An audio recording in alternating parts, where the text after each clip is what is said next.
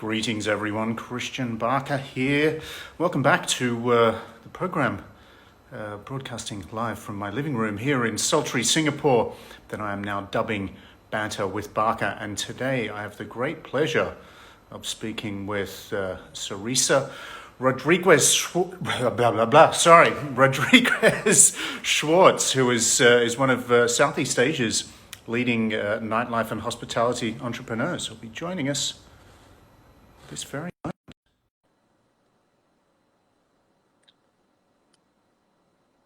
Here we go, connecting. Hello, Sarissa. How are you? So sorry, I got tongue-tied on your name. I have trouble with it too.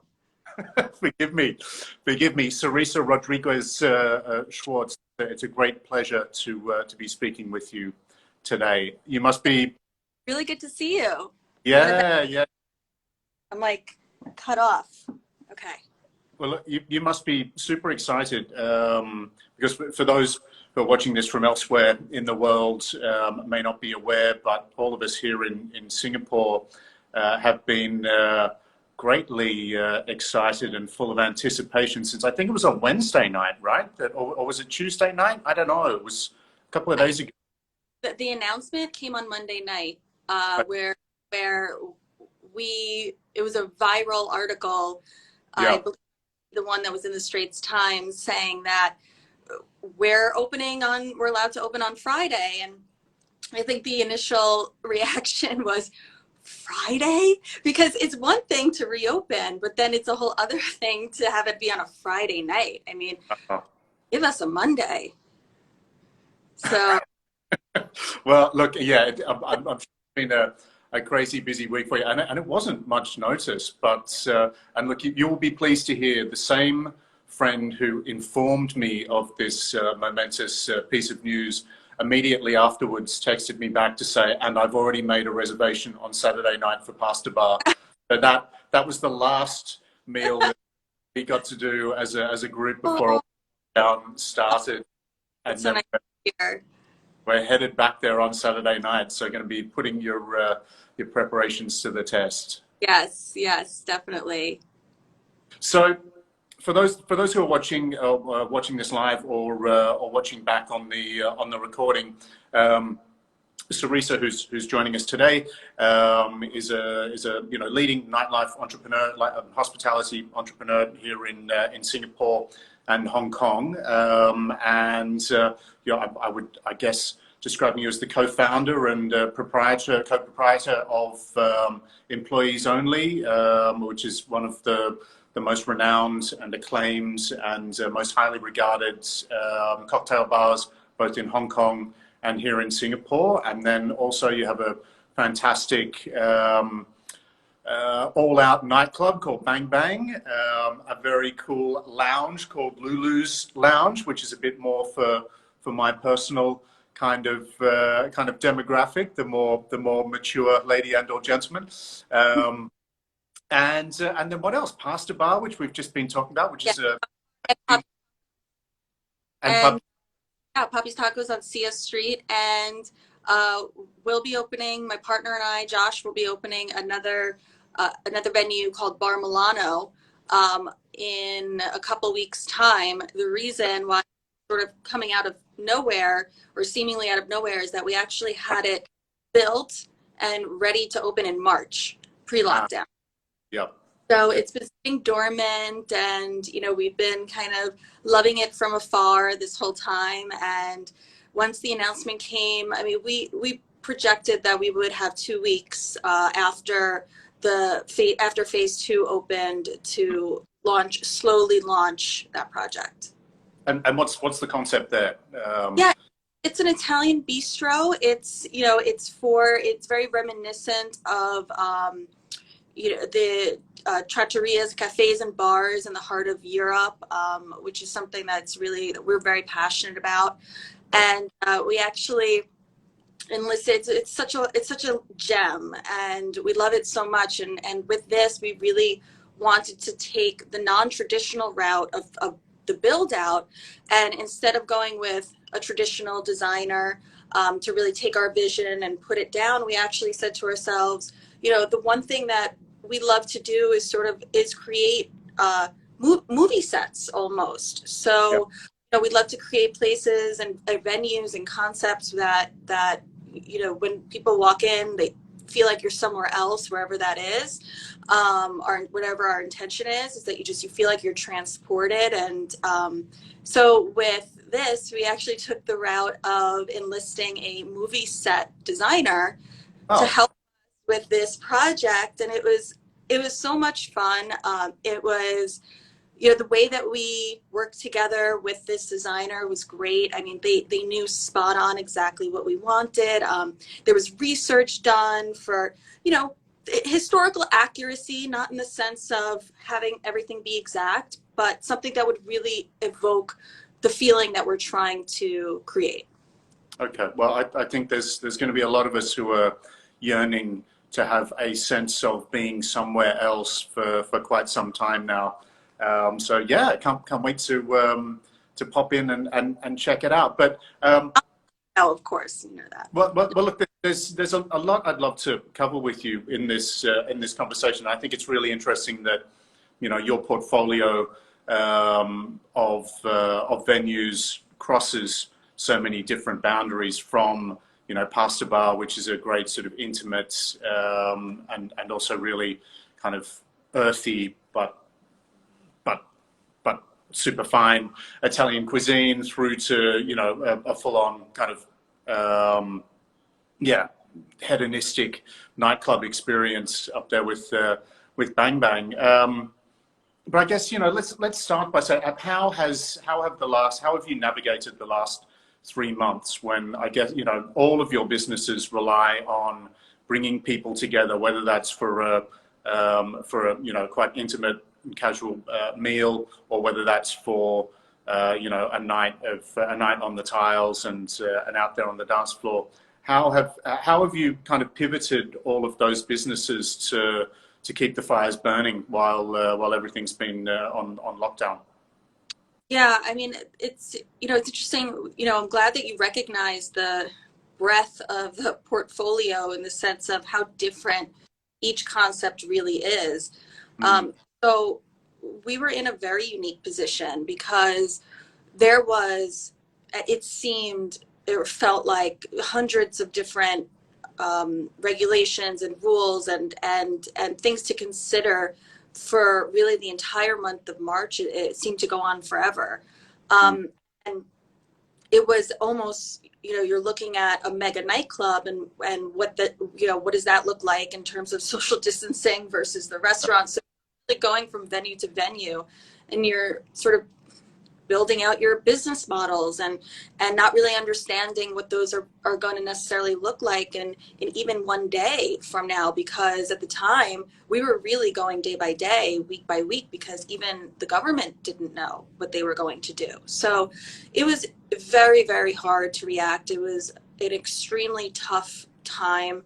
And the thing is that back in January, when this had really start to take over in China, January, February, Singapore, we were sort of on the outside looking into the rest of the world. We were very much seeing it, take hold of countries and cities very away from us, but in our backyard. China, Australia, then it went to Italy, and then New York, and then it really consumed us here in that same way. But for a while we were looking, we were somewhat bystanders, and the whole world seemed to have been going in on lockdown. So way before that, we had really planned and pivoted already towards what we were going to do when that likely happened to us. Mm-hmm. So, what we did was we understood that the delivery platforms right off the bat were really not very sustainable. So, we also understood the fact that people can only order so much from one place. So we knew that we would have to get creative in the sense of how they interacted with that food at home, which is up with our pasta kits and our ready to bake lasagnas, and those were such a huge hit. And you know, I think we really started something there. And the DIY taco kits at Pasta Bar were a huge hit, and people really just loved. It was less of a sense of I'm ordering something and being lazy about it, I guess you could feel like, and that you're really creating something in your own at home, but you're getting the best of both worlds. You're getting the fresh ingredients, and we're doing all the hard work, and you're compiling it and putting your love into it at home. So, you know, we came up with those activations, and yes. Just having a very Singapore problem in that my air conditioner has decided to start leaking in the middle of this conversation. So perils of live TV. We'll just switch that off. And sorry, please. And I completely onboarded. I did my own platforms on the website where we would just set up logistics on our own, and the orders would go through our website. We wouldn't need any third party to take any sort of commission from that. So really, that's, you know, all of this work started way before lockdown even came into play, so that when lockdown was in play, we were prepared for that hit. Great. But, you know, obviously something like Lulu's Lounge or Bang Bang, you know, there's no way of replicating that. And there's, you know, that experience, it doesn't translate to Zoom, and it's not something where you can deliver it in a box to people at home. So, you know, is that just something where you've got to go, okay, you know, it's going to shut down for as long as it shuts down, and let's just try to keep things going. Right. I mean, in that sense, it's really just hibernate. I mean, there are other things that go into being on delivery that most people don't realize, which is if you're operating, you're likely liable for rent. And it was just that there were a lot of things that came into play where you really have to weigh of what's worth it, and how far you really want to take it, and if it can translate at all in the home. So yes, with those businesses, the full-on nightlife businesses, we took the approach of really just hunkering down and hibernating, and just being there for when phase 3 happens. Yeah. How do you think, or you know, it's hard for any of us to know what's next, or what things are going to look like in 2021 or in future. But you know, I was speaking with a great friend of mine in Australia yesterday, who's involved in the electronic, you know, nightlife economy, and you know, they're now talking about in Sydney and Melbourne and things, having to have 4 square meters for every person who is inside a nightclub. But then, you know, as she was pointing out to me, what do you get people and say, okay, this is the 4 square meters that you have to stand in for the remainder of the night, and just the whole thing about a club, like a proper, as you say, super club style club, DJs, whatever, going all night, is they're a close quarters, sweaty experience of people, you know, getting sweaty on the floor. How do you think that's going to reemerge once you know, 6 months, 12 months down the track? Well, I think when it comes to full-on nightclubs, I mean, I like to hearken it to a concert experience almost. I believed, I always took the approach of Bang Bang being more of a concert experience than anything else. So, okay. I mean, look, with something like that, your friend is absolutely right. It's extremely hard to, look, we have experience with the social distancing in Bang Bang because we did it for a week before lockdown. So I very much know what that looks like. And, you know, it's certainly not the same, and it is hard to keep track of people inside of the venue and where they're moving. If they're going to the smoking area, how do you socially distance them there? If they're going to the bathroom, how do you socially distance them there? Because, you know, also I have the factor of Lulu's and Bang Bang being in the same building. They share a bathroom. So what does that look like operationally? You know, I think that with the 5 people to a group, it's possible. I believe that people could still have fun in certain rooms, the way that they're designed. I mean, I think that personally, I think Bang Bang is designed in a way where it doesn't need 400 people crowded in there for it to be fun, but it does need a sense of energy. So what we did for that week pre-lockdown, when we were social distancing, we were in that experiment. We did different layouts. We put standing tables on the dance floor so we could put a group there, but there was still 1 meter from the other group. And we really mapped it out in a way where it was still a nice feeling, but it never would reach that epic party level that you would get with the reckless abandonment. And that's our tagline at Bang Bang, is reckless abandonment. And how does that translate into social distancing 1 meter apart? I'm not sure. Cautious abandonment. Yeah, just cross that out for a short amount of time. Well, look, as you were saying, we're now going to be allowed to socialize in groups of 5, whether that is having 5 people over to your home, which I guess means it's a group of 7 for a dinner party or a soiree of whatever sort, or going out to a restaurant, or eventually, bars, nightclubs, and so forth, in groups of 5. How do you think? Well, I'm curious from you as a nightlife expert. For those who do want to just welcome people into their home and be a little bit cautious for the time being, what do you think are the main elements of ensuring a good but socially distant and responsible, cautious, fun night at home, a sick party for a group of very cautious people who want to stay well? Right, 5 people. It's funny because I joke that everybody's now choosing their 3 favorite people or 4 favorite people. So it's a lot of different social occasions. At our venues, it's parties of 5. People are really trying to get in everyone that they've missed for the past 3 months.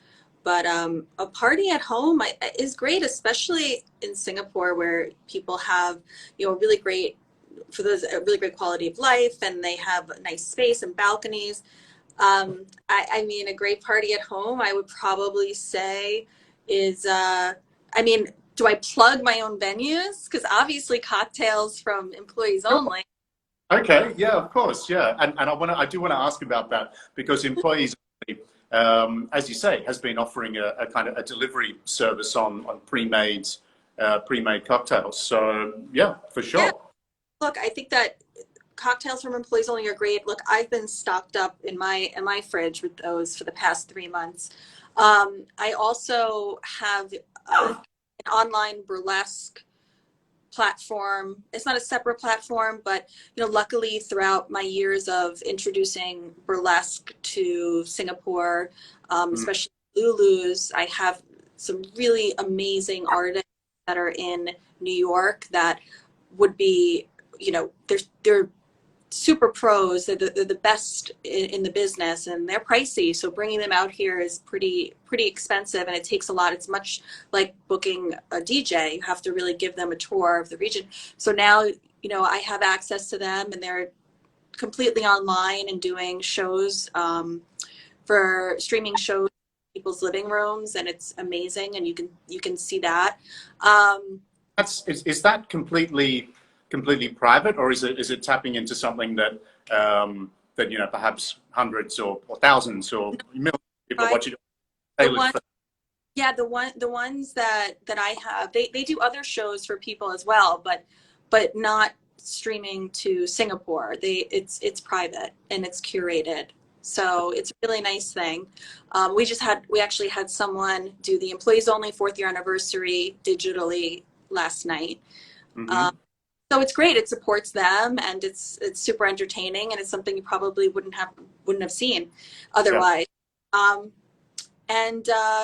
I think that also, as far as having a party at home, I know that for us at Pasta Bar, we're exploring, as I'm sure other venues are, chef coming to your home. So Mm-hmm. They can be one of those 5 people, and you throw somebody else out and bring the chef in.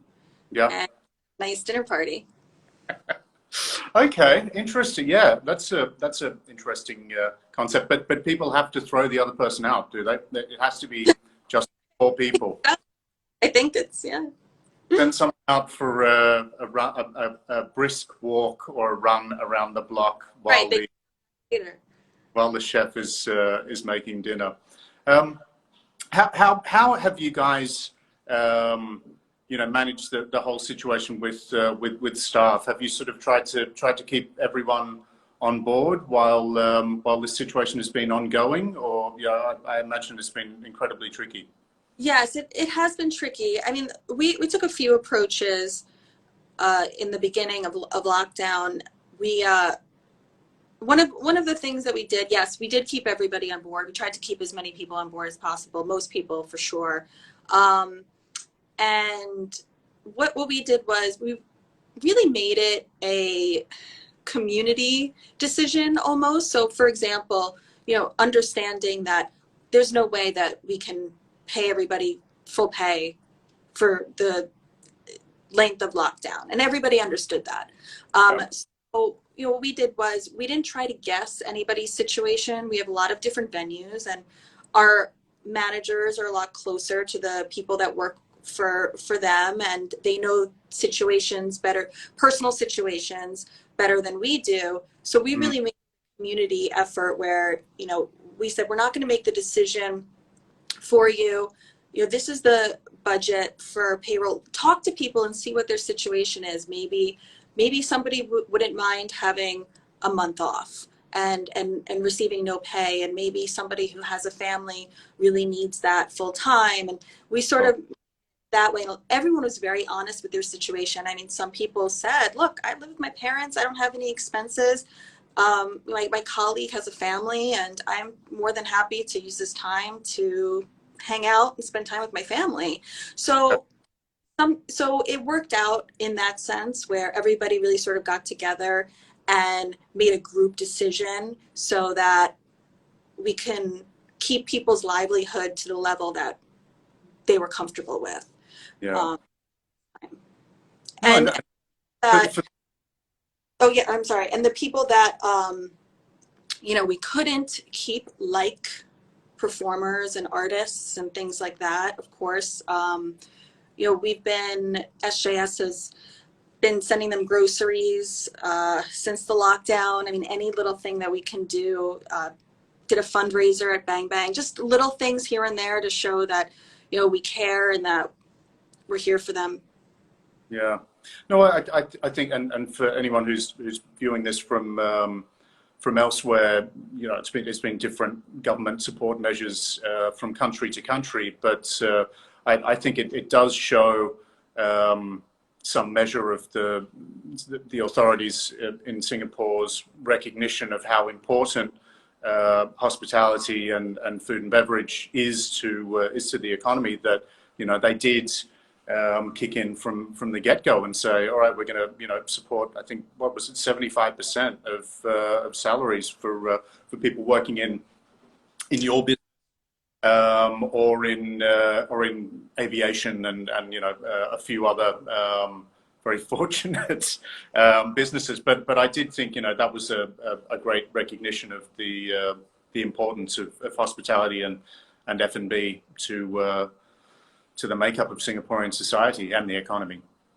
Yeah, I mean, it was extremely helpful. It was very, it's been really great to see the support from the government and from guests, and everybody sort of rallying around F&B. I wish that every industry got this level of support during this time. But yeah, I'm extremely grateful for that. It was so helpful. It really allowed us to keep our staff and everybody paid and living, and given us the ability to open up strong. Yeah, no, it's interesting that you say that, because it's obvious that, okay, hotels and restaurants, if people can't fly in and people can't go out, hotels, restaurants, and bars and things are going to be hard hit. But but yeah, it doesn't recognize all of those other knock-on things. Yeah, and it's everything. You know, why are you going to go out and buy a new suit if you're not going into the office or you're not going out? Why are you going to buy a new car if you're not driving to the office or driving to those restaurants or whatever? So it's Yeah. it may not be so obvious, but it has kind of hit all those other things. So yeah, I wish they'd just offered it across the board. Certainly on my Yeah. that would be nice, rather than saying, oh, okay, 25% for you, 50% for you, 75% for you. Yeah, messy, but there we go. But look, we're all very excited about getting back out there, and I'm really curious to see on my first sort of foray back out into the world, which as I say will be Saturday night, going to Pasta Bar, and I'm curious to see what measures you're taking somewhere like that. Like, you know, I imagine that's going to be a real challenge, because for those not familiar with that particular establishment, it is very, very intimate and very very sort of compact, whereas some restaurants already have ample spacing between tables where it's not going to be a problem. So how are you sort of what are your plans on working with the new restrictions that will be in place? Yeah, so I mean, like I said, we have experience with it because of the week before. Was it a week or 2 weeks? I think it might have been 2 weeks, at least a week before lockdown. It was the same restrictions. Mm-hmm. So something that I'm very relieved about is that it's the same restrictions, because I was very nervous because we have the business model for that now. And now we know what it looks like because we had to do it already. So it's not uncharted territory, and we can plan out. We have our seating planned out already. We already had that done. We got creative with the way that tables are positioned. Yes, we lose seats, but it is doable. We don't lose as many as we had originally thought, which is good. Yeah, so with that, I was very nervous. I was on the edge of my seat for April, May, and June about the new restrictions coming out, and was very worried that they were going to say 3 meters. I mean, if 3 meters and no music, and all of these different scenarios came into my head. So when it was 1 meter, 5 people, I sort of breathed a sigh of relief, because I said, okay, guys, we've been here before. We've done this before. We know what it looks like. Now we can, based on the business model, we can space out timings. We understand how many people we need in order to make X amount. So we ran through all those, all this before. I mean, the only issue with these new restrictions is it's 10:30, and that's bad for employees only. Yeah, no, that's rough. That's why at 7 p.m. on Saturday to, you know, maximize the maximize the evening's liquid refreshment. For 6 p.m. at employees only, and I'm like, why are you coming there? Why so early? Because I know them. They always come, you know, late. So like, well, that's 4.5 hours. So they and their time. Yes, yes. Are you finding, you know, from all of these loyal customers, clients, friends who are, I'm sure, contacting you and saying how much they can't wait to get back? Are they expressing a newfound appreciation for a great hospitality experience? I mean, it's something I have a huge appreciation for that, but it really does come into stark relief when, you know, we've been able to order all of this beautiful food and have it delivered at home and eat it at the dining table where we eat dinner, you know, regularly anyway. But it's just not the same, and it doesn't matter how beautifully it's sent and delivered to you. There's if you're not in that ambiance, if you're not receiving that service, it's not at all the same thing. So, you know, are customers kind of saying to you, gee, I can't wait to get back and getting the, you know, the full employees only experience, or the full Papi's Tacos or Pasta Bar experience, or whatever it may be? Yeah, I think that people, especially in Singapore, are very social, as you know. And I think the length of this lockdown as well. I think in April, people were shocked and sort of getting used to it, and they were ordering and supporting their favorite venues. And then Mhm. now it's been long enough where it's no longer a novel. Now you're really missing it, right? So in April, you could have said, oh, I could get used to this, and this is nice, and I get it here, and all these new kits are coming out, and you could have your favorite cocktail at home, and that's really new and exciting. Yeah. I think that it's been long enough now where people are really clamoring and really missing that social interaction and that experience of being in their favorite place with their friends. Um, and I also have people who are frozen and paralyzed with choice. They have no idea what to do. I mean, they're so confused. I was getting messages about what am I doing this weekend? I mean, that's obvious. I'm going to be, I'm not going to be hanging out with them just yet. Yeah. But they, they're very, people are psychologically wrapping their brains around what to even do, where to go, who to do it with. So yeah, I think that there is definitely much more of appreciation for great hospitality, I think all over the world at this point. Yeah. Yeah. Absolutely. What's been the biggest challenge for you and Josh, having this happy surprise, but a big challenging surprise thrown at you just a few days ago, and yeah, really being told, oh, okay, yeah, you're reopening in 3 days' time. Get to it. What's been yeah, the big challenge involved in that? We were surprisingly quite emotional about it. It was odd. We didn't expect to feel the way that we felt, and it really hit us in a different way. And it was, yeah, it was emotional. I can't explain it. One day I'll figure out how to describe it, but I can't describe it. But we were happy, shocked, and we were all of these different emotions. And I think the biggest look, we had been preparing to open. We had 3 months. Let's be honest. So we Yeah. always been, we're not procrastinators. We're not waiting for somebody to tell us. We actually assumed the worst. We assumed even more restrictions than this, and we assumed it for even longer.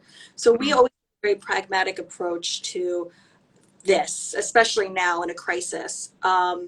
So we were prepared for anything. The fact that it was dropped on us in a way that it was so soon and on a Friday with the same restrictions, we were kind of like, oh, okay.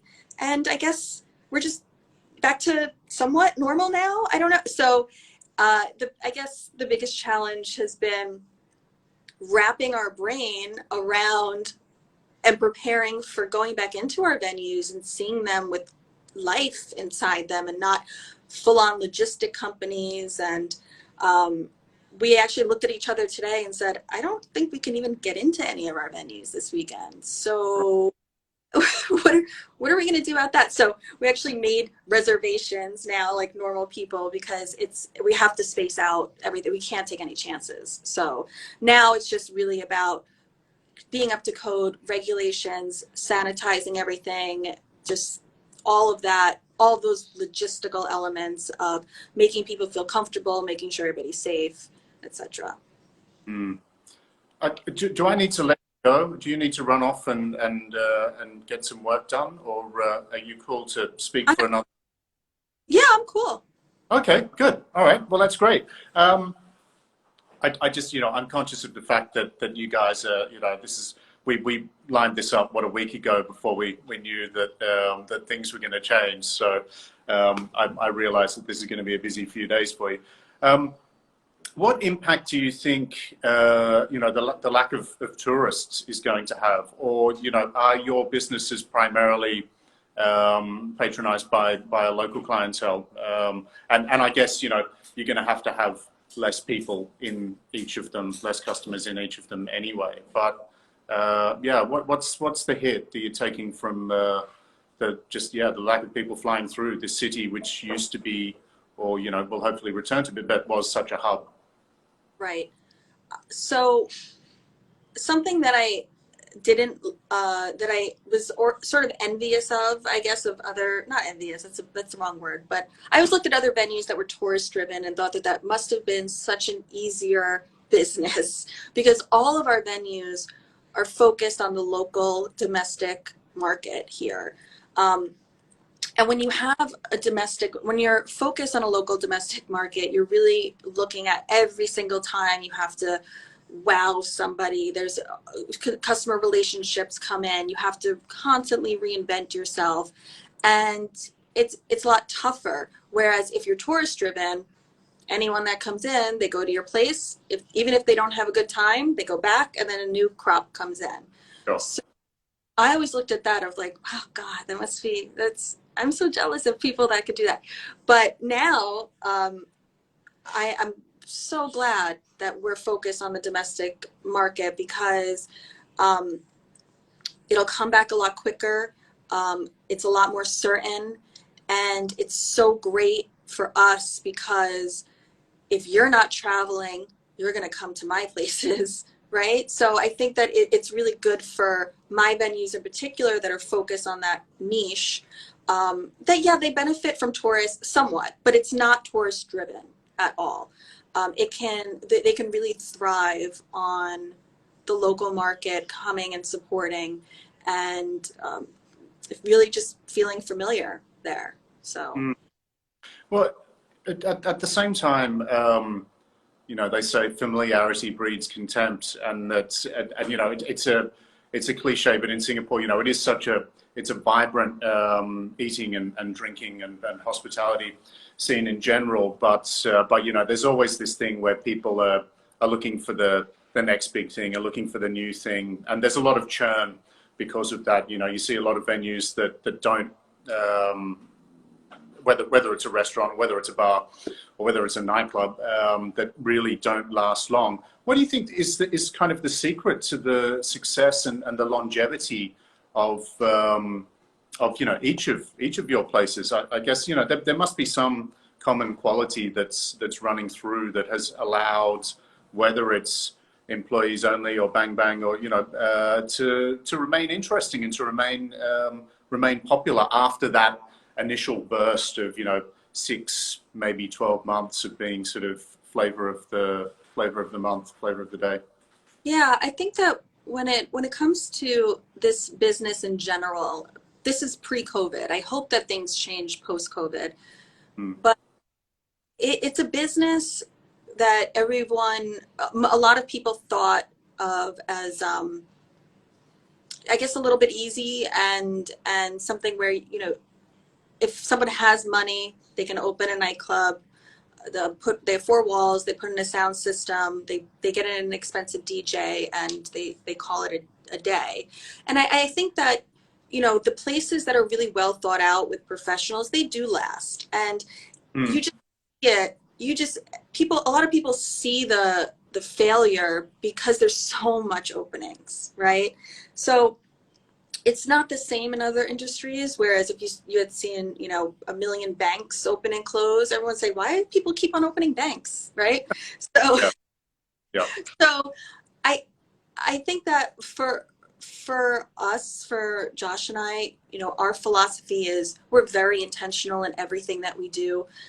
The portfolio that we have now, if I told you that we had another 25 concepts on the back burner that we would love to do, that's an understatement, but we just don't do them because we look at this market, what's needed, and how that concept is going to serve a real purpose in this community. Just because I like it or just because maybe you like it doesn't mean that if you build it, they will come. So we actually take the approach of, if you build it, assume nobody will come. And then. Okay. Well, just, rolling right back, what was it that got you guys into, instead of working for other operators, deciding, right, let's do this for ourselves and let's open our own businesses, be entrepreneurs. What was kind of the spark that lit that fire? Yeah, so when we moved over here 10 years ago, we opened up we were brought over to open up an ultra lounge at the Marina Bay Sands called Pangea, and we were with that company for the 4 years that it was around, and then we opened up a outlet in New Delhi for them, and then we opened up put the deal together for the Manila opening at the City of Dreams, Manila. I guess for us, going out on our own, it was not an easy decision. It was actually more than a year of trying to figure out if this was the right thing to do. I mean, look, we're in another country, but I think confidence in what we did at Pangea and what we knew and understood, our role in that, and that we understood where nightlife needed to go. And we were really confident in our skill set to do that. And yeah, it was scary, but it worked. And, it was really do or die. Bang Bang had to succeed, because if it didn't succeed, we'd probably be back in New York right now. So it was really all we had, all we thought about, and we were willing to do whatever it took. Okay. Yeah. And then why why move on from, full nightlife venues like nightclubs or bars to into the more the sort of restaurant space? What was the motivation there? Well, we had actually started out in restaurants. It's people know us in Singapore from nightlife, but nightlife, we were in restaurants. I mean, especially my husband's resume is a lot more impressive than mine. He opened Balthazar. He opened the Standard Hotel.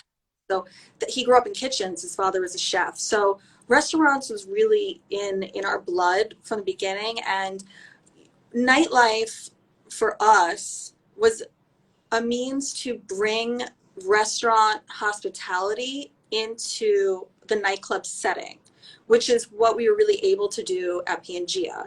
And ethos when we were training the staff and everything. So it was the restaurant hospitality in a nightclub setting. So having nightlife was really a way, you build up, social capital, you build up capital, and then you have the freedom to do restaurants and other things and use that skill set. So it was really a natural progression for us. Okay. And then what about something that's more of a hybrid model like Lulus Lounge, which is great fun, and sort of the concept there very much sort of evolves as the night wears on. So why did you decide to go down that route? Yeah, it's funny that you say that, because that's my husband's baby. I mean, he describes it. I wish that he were here to talk about it. He describes it as, it's everything that he's ever wanted to do in a nightclub in right.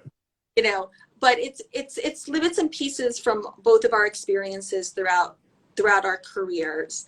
And the really great thing about Lulu's is that we had that concept for so long. It's one example. We had that concept for such a long time, and the market wasn't ready yet, and that's okay. The market isn't going to be ready for everything all the time. It's nothing against the market. It's just about where the culture is on the life cycle, on the nightlife life cycle. So we kind of look to say, okay, maybe we'll push it. We don't want to hit anybody over the head with something, but we push nightlife along in such a way where it feels a little bit more natural. And I'm going to be honest, when we first opened Lulu's, people's reaction to it was a lot different than it is now. Let me tell you. So the burlesque, the boylesque, and the drag shows. When we first opened Lulu's and did that, people's faces and their reactions, just didn't really, they were all over the place, and no one really, some people loved it, some people didn't. And it was it really struck a chord. And I knew that we were onto something. And now it's people, when are you doing the drag show? And what time is this at? And now it's a completely different reaction to it, and people really love it and crave it. But yeah, that progressiveness and even that music genre that my husband curated with the 60s, everything from 50s, 60s, 70s, nothing past the 2000s. All of that was never done before in Singapore. And we just really wanted to do something that we genuinely loved and sort of give an immersive theater experience without having it be, okay, everybody stop and watch the show. Because that's no fun. We don't want to kill the energy. We want to bring the energy up. Why take that risk rather than do something that's really safe that you know is going to work in a market like Singapore's? Why take a risk and do something beyond that pushes the boundaries a little bit? Because in this situation, I mean, I'm not gonna lie and say that I knew it would work. My husband knew from the get-go this is going to work. He had no doubts in his mind whatsoever. I wasn't so sure, so I get a big "I told you so" now. But as far as something like that, I believe that if you create, as far as the shows are concerned, if you create something that pushes a little bit but not too much, people will take to it and they will appreciate it. And the people that are meant for you, for your place, and the people the place is meant for will gravitate towards it. So the thing is, we're not going to be for everybody, and that's okay. If we were for everybody, if you're everything to everyone, you're nothing to no one, right? Or nothing to everyone. I don't know what the saying is, but we're confident of, okay, we're going to this, and we tweak it along the way. I've had performers come down from after the shows, and I say, we're going to tone it down a little bit next time. Just we're gonna, right. But it's about evolving the show in a way and seeing what people like, and then pushing it in a way, and at different times of the night. And it really comes down to just curating it for the audience that appreciates you. And have you seen, as everyone in the world knows, Singapore is a safe, clean, serene, conservative nation. Have you, which is kind of the opposite values to the whole sort of world of nightclubbing. Have you seen things evolve or change or become a little bit more liberal over the time, the nearly 15 years or whatever it is that you've been here?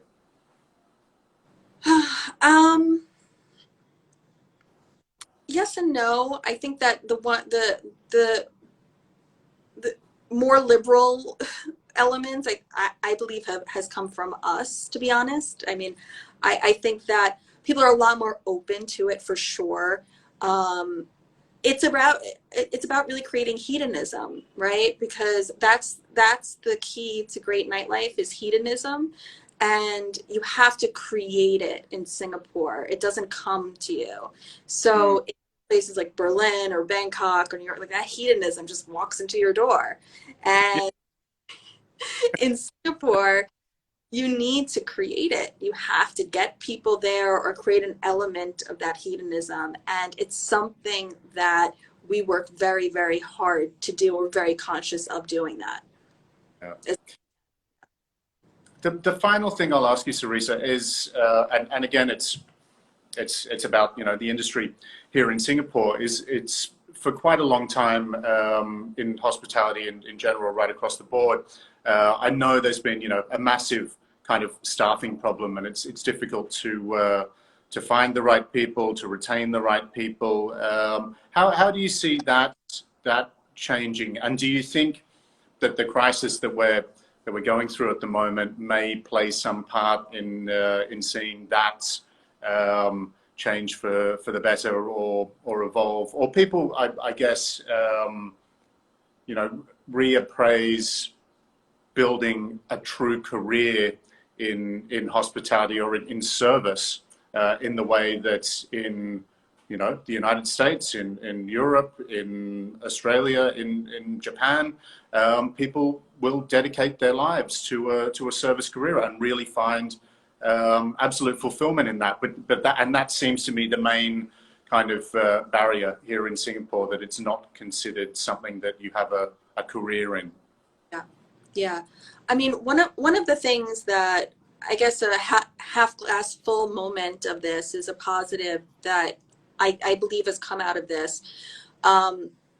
is, you know, I always tell my husband this story of when I was hostess at a French restaurant and back in New York. And I didn't appreciate at the time because it was a very slow, I was 15 years old, I think at the time, and it was very slow and nobody, not one person would come in to dine. And I always tell him, I think back to that because as a young kid, I didn't understand the implications for the owners, and they were Yeah. there and I could just tell that they had put their whole life into that restaurant and they were going to have to close. And all I cared about was my, you know, my minimum wage check, you know, when is that coming? And Yeah. I always felt so terrible about that moment and about that experience that I was so insensitive to those people because I understand what it's like to be, you know, on that side, have everything sort of riding on something. And that sense of urgency about being in an unsuccessful place has always stuck with me. So no matter what, even if somewhere is doing really well and money's coming in and everything's perfect, I still have that in the back of my mind of that memory. And I'm Mm. always thinking to, okay, but what if this, what if that? And that sense of urgency is always there. And what I believe has happened in this is that now the employees are feeling that because they've now experienced this devastation. And I think that everybody, I mean, our teams, everyone has just, I know it sounds corny, but they've risen to the occasion. They've stepped up. Everyone's great, you know, their greatest asset has come forward.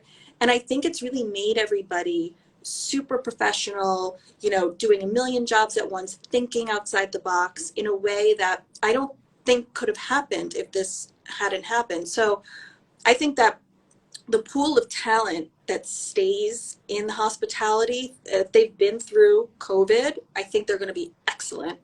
Mm. Um, Okay. I think the pool of talent that's going to come available that have been, you know, in the hospitality career, maybe they've becoming available. I think that they're going to be, you know, in abundance and get some really great, like the people that are around can get some really great talent. And I think the people that are going to choose to go into hospitality are going to choose to do it knowing that there's a risk to it and really want it and not looking at it as a fallback or something for now. Yeah. I think a lot more cautious of saying, okay, I want this. How badly do I want it? So the people that do come into this industry, chefs and, you know, people that go through all that training, they're going to stick around and hopefully they're going to stay at places. They're going to stay there for longer. They're going to appreciate the urgency of every day. And I think it'll be a good thing. That's great. Yeah. No, I think something that the clientele or the customer has realized, and it's not just in hospitality. I think this goes across the board. You know, for you naturally think if someone is selling a luxurious or you know very expensive or you know more expensive than the norm product, whether that is a dining experience, whether that's a beautiful cocktail, or whether that's a suit or a pair of shoes, or you know whatever it may be. So many people who are doing something that is artisanal or craftsmanship, they're living on a razor's edge, really. You know, you've got a couple of months of runway, maybe. And so, yeah, as you say, I hope that that we will. That's one of the few silver linings that will come out of this thing is a greater appreciation of that fact, and the fact that it's not necessarily done for profit, is it? It's done for the love. If you want to do profit, just knock out McDonald's cheeseburgers or whatever it is, right? Yeah, exactly. Yeah. Well, Sarissa, it's been a real treat speaking with you tonight. If anyone has any questions for this last moment, please do fire those across. But yeah, it's been wonderful speaking with you, and I'm glad that by happenstance we managed to do it at this historic moment as circuit breaker breaks and eases up.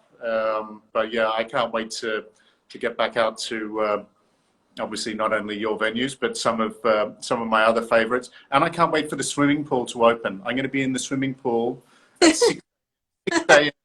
I bet. Absolutely. Absolutely. Good. Well, Well, look, thank you so much. I had fun.